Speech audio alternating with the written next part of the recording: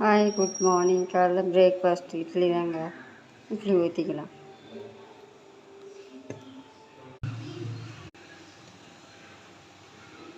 இட்லி ஊற்றி வச்சாச்சு, வெந்துட்டு இருக்கட்டும். சட்னி அரைச்சிக்கலாங்க. தேங்காய் சட்னி, தேங்காய், பச்சை மிளகா, பூண்டு பொட்டுக்கடலை, கருவேப்பிலைங்க அரைச்சிக்கலாம். சட்னி அரைச்சாச்சுங்க. தேங்காய் சட்னி தாளிச்சிக்கலாம்.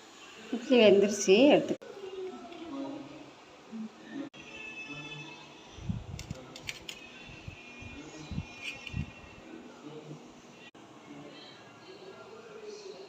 சட்னி ஊற்றிக்கலாங்க. தேங்காய் சட்னி அரைச்சி தாளிச்சாச்சு.